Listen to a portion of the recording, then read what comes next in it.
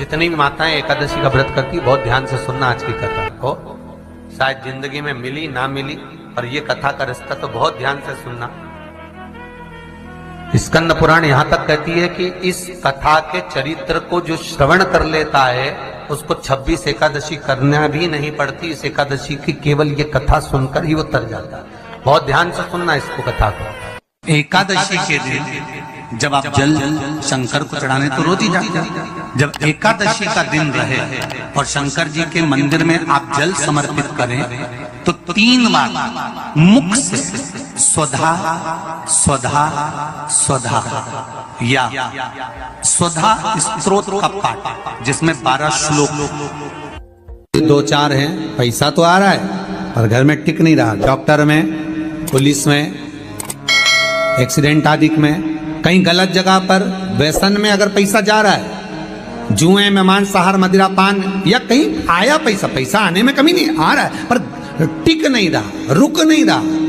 कोई मांगने आ गया, दे दिया, फिर वहां से अपने पास नहीं आ रहा, अपन कह रहे हैं भैया हमारा पैसा लौटा दो, नहीं आ रहा। तो महाराज शिव महापुराण की कथा कहती है एकादशी के दिन गंगा के जल में मात्र 7 बेलपत्री डालकर जो नंदीश्वर भगवान अर्थात जो शंकर जी के शिवलिंग के सामने नंदी होता है, उस नंदी के चरण पर गंगा का जल चढ़ाकर बेलपत्री शिव पर समर्पित कर देता है, उसके घर में रुपया रुकना चालू हो जाता है। फिर वो गलत जगह पर नहीं जाता, गलत स्थान पर वो धन जाएगा ही नहीं। तूने संहार मांग, तुझे क्या चाहिए। एकादशी ने भगवान विष्णु से कहा, नाथ प्रभु वर दे दो, मृत्यु लोक में जो मनुष्य मेरा व्रत करेगा, चाहे जलचर, थलचर, वायुचर या सांसारिक मनुष्य, मेरा अगर एकादशी का व्रत करेगा, प्रभु उसके यहां धन धान्य वैभव सुख संपदा बढ़ेगी और उस जीवात्मा को नरक नहीं भोगना पड़ेगा, सीधे बैकुंठ का उसको वास मिलेगा। जब जीव आत्मा को लेकर चला जाएगा, यम के दूत जब बंदी बनाकर ले जा रहे होंगे उस जीवात्मा को, जिसके प्राण छूटे होंगे, यम के दूत जब बंदी बनाकर ले जा रहे होंगे, तब मुझे वर दो कि मैं इसका हाथ पकड़कर बेतन्नी से पार उतार कर सारे नरकों से निकालती हुई आपके धाम में लेकर आऊं। भगवान ने वर दे दिया, तथास्तु। हे एकादशी सुनो, मृत्यु लोक का मनुष्य अन्न का त्याग कर कर, क्योंकि अन्न में एकादशी के दिन पाप पुरुष रहता है, अन्न का त्याग कर कर एकादशी के दिन जो मनुष्य तुम्हारा व्रत धारण करेगा, उस व्रत को करेगा और उस व्रत को धारण करेगा, उसकी मनोकामना पूर्ण होकर वो मेरे ही धाम को जाएगा। ये तो हुआ एकादशी के जन्म की कथा। एकादशी के दिन गंगा के जल में मात्र 7 बेलपत्री डालकर जो नंदीश्वर भगवान अर्थात जो शंकर जी के शिवलिंग के सामने नंदी होता है, उस नंदी के चरण पर गंगा का जल चढ़ाकर बेलपत्री शिव पर समर्पित कर देता है, उसके घर में रुपया रुकना चालू हो जाता है। फिर वो गलत जगह पर नहीं जाता, गलत स्थान पर वो धन जाएगा ही नहीं। बेटा अगर व्यसन में पड़ा हुआ है, मदिरा पान में पड़ा हुआ है, मांसाहार में, जुए आदि में जा रहा है, तुम्हें लग रहा है कि मेरा बेटा गलत मार्ग पर जा रहा है, ये मित्र दोस्ती गलत हो रही है, वो सही जगह पर आ जाए। करना है एकादशी। कई लोग इसको धन के लिए भी करते हैं, संपदा के लिए। संपदा के लिए अर्थात जिसका व्यापार नहीं चलता, जिसके घर में पैसा नहीं आता, या नौकरी नहीं लग रही, या सर्विस नहीं लग रही, आप अप्लाई कर रहे हो, जगह जगह जाकर इंटरव्यू भी दे रहे हो और पैसा नहीं आता, तो उसके लिए भी प्रयास किया जाता है। पर उसके लिए यहाँ पर जो धन के लिए करते हैं, उसके लिए विष्णुपदी के लिए करते हैं। मतलब जैसे गंगा के जल में तुलसी के 11 पत्ते डाले जाते हैं और उसको किसी भी नारायण के मंदिर में, राम कृष्ण शिव शंकर नहीं, राम कृष्ण भगवान विष्णु दत्त आदि जितने नारायण के मंदिर हैं, उस मंदिर में किसी भी पात्र में, एक छोटे से पात्र में उसको भरकर रखी आते हैं महाराज। उससे भी जॉब, सर्विस, नौकरी में सफलता प्राप्त हो जाती है। परंतु वो भी एकादशी को ही होता है। कुछ देर तक पात्र को रखा जाता है, फिर वही पात्र का जल किसी भी वृक्ष के नीचे डाल दिया जाता है, उससे भी नौकरी के लिए फायदा मिलता है। गंगा का जल कोई साधारण नहीं। दशमी, एकादशी और द्वादशी, इन 3 तिथियों पर एक रोटी में थोड़ा सा मीठा रखकर सोमक पितृ का नाम लेकर यदि गाय को खिला दिया जाता है तो अगर कोई पूर्वज प्रेत योनि में भी पड़ा हुआ होता है, भटक रहा होता है, जिसको पिंड नहीं मिला, जो अचानक मर गया होता है, अधोगति में चले गया होता है, उस जीव की मुक्ति दशमी, एकादशी और द्वादशी, ये 3 दिन सोमक पितृ का नाम लेकर रोटी में, पूड़ी में मीठा रखकर अगर गाय को खिला दिया जाता है ये 3 दिन तक, तो वो पितृ कभी भटकते नहीं है, उनको मुक्ति प्राप्त हो जाती है मोक्ष में। नहीं, एकादशी है कौन? क्यों इसकी इतनी प्रधानता है? क्यों इसकी पुण्यता है? ऐसा क्या है एकादशी में जो इसकी पुण्यता मानी जाए? कौन है ये जो भगवान नारायण तक एकादशी का व्रत करते हैं? सुभद्रा जी को भगवान जगन्नाथ ने, जगदीश ने एकादशी का व्रत कराया था। बद्रीनारायण भगवान को माता लक्ष्मी ने एकादशी का व्रत कराया था। क्यों? चंद्रायण एकादशी व्रत की माता। एकादशी है कौन? तो कहा जिसको व्रत करने पर भगवान नारायण भी जिसका व्रत करते हो, भगवान माता लक्ष्मी जिसका व्रत करती हो, वो एकादशी है कौन? तो शास्त्र वर्णन करता है महाराज, स्कंद पुराण का सुंदर चातुर्मास्य खंड के अंतर्गत वर्णन आया है महाराज। एक बार भगवान विष्णु आनंद में विराजमान थे, पद्मावती और माता लक्ष्मी दोनों उनके पास में विराजी हुई थी। भगवान लक्ष्मी और पद्मावती दोनों बैठी, एक सिर के पास, एक चरण के पास। कुछ समय बाद वहीं पर ब्रह्मदेव का आगमन हुआ और ब्रह्मा जी आगमन पाकर भगवान नारायण पद्मावती से लगकर उठे और उठकर लक्ष्मी की ओर झुके।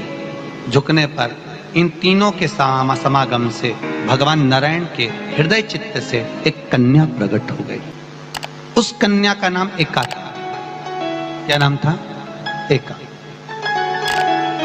अब 10 उसके गुण इतने प्रबल थे, वो 10 गुण उसके बड़े प्रबल थे कि वो एका जिसको निहारती थी उसको संपदावान बना देती थी।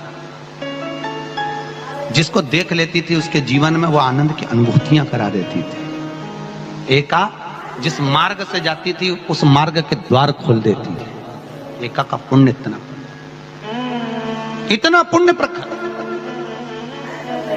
पद्मावती और लक्ष्मी ने कहा महाराज ये बेटी आपके द्वारा निर्मित हुई है, इसका कन्यादान करना चाहिए। हमारे यहाँ हिंदू धर्म में रीति है, जिस दिन कन्यादान करा जाता है उस दिन व्रत रखा जाता है। अब आजकल रखते कि नहीं रखते हो मालूम नहीं, और कन्यादान करते समय व्रत रखा जाता है। व्रत रखा।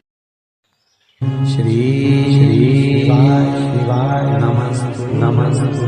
एकादशी के दिन कभी कभी तुम बद्रीनाथ चले जाओ, एकादशी के दिन तुम द्वारका चले जाओ, एकादशी के दिन तुम तिरुपति चले जाओ, एकादशी के दिन तुम जगन्नाथ चले जाओ, एकादशी के दिन तुम्हारी मर्जी पड़े भगवान के किसी धाम में चले जाओ और भगवान को भोग लगाओ और उनकी थाली को झांक कर देखना, उसमें चावल जरूर मिलेगा। उसमें ऐसा नहीं है कि चावल नहीं मिलेगा। बद्री नारायण में भगवान को चावल का भोग लगा हुआ मिलेगा, द्वारका में चावल का भोग लगा हुआ मिलेगा, आपको जगन्नाथ में चावल का भोग लगा हुआ मिलेगा, तिरुपति में मिलेगा, द्वारकाधीश में मिलेगा, नाथद्वारा में मिलेगा, सांवरिया सेठ में मिलेगा, काकरोली जी में मिलेगा। आप जहां जाओगे वहां पर एकादशी के दिन भगवान को चावल आएगा, क्योंकि भगवान के लिए परहेज नहीं है। जो काम में डूबा हुआ है, जो आसक्ति में डूबा हुआ है, जो लोभ में डूबा हुआ है, जो वासनाओं में डूबा हुआ है, जो तृष्णा में डूबा हुआ है, और जो माता के गर्भ से जन्म लिया, एकादशी के दिन चावल उसको नहीं खाना। एकादशी और द्वादशी के दिन हमारे हिंदू धर्म, हमारा शास्त्र कहता है, हमारे शास्त्र, हमारे वेद डॉक्टर वर्णन करते हैं कि पीपल के पत्ते को अगर एकादशी और द्वादशी के दिन एक तांबे के पात्र में गला कर रख दिया जाए और उस पानी का आचमन 3 बार करा जाए तो जिसकी नाड़ियां चोक भी हो जाती है, डॉक्टर बोले इसका बाईपास करना पड़ेगा, उसको केवल 3 आचमन पानी एकादशी और द्वादशी को पीपल के पत्ते का कराया जाए तो अंदर की नाड़ियां भी खुल जाती हैं। भगवान का एक नाम है अघोर। ब्रह्मा जी को दर्शन दिया, अघोर मतलब सिद्ध नाम। और बहुत ध्यान से सुनना भाई, बहुत प्रयास कर लिया आपने, कामना सिद्ध नहीं हो रही। एक लोटा जल, एक जल का पात्र लीजिए, उस जल के पात्र को लेकर उसमें थोड़ा सा लाल चंदन डालकर बेलपत्री के वृक्ष के नीचे और देवादिदेव महादेव को चढ़ाना प्रारंभ कर। उसके बाद में एक लोटा जल स्वच्छ फिर शिव जी को श्री शिवाय नमस्तुभ्यं हम बोलकर आपकी कामना कहकर भगवान शिव पर अघोरेश्वर महादेव का नाम लेकर आप चढ़ाना प्रारंभ करिए।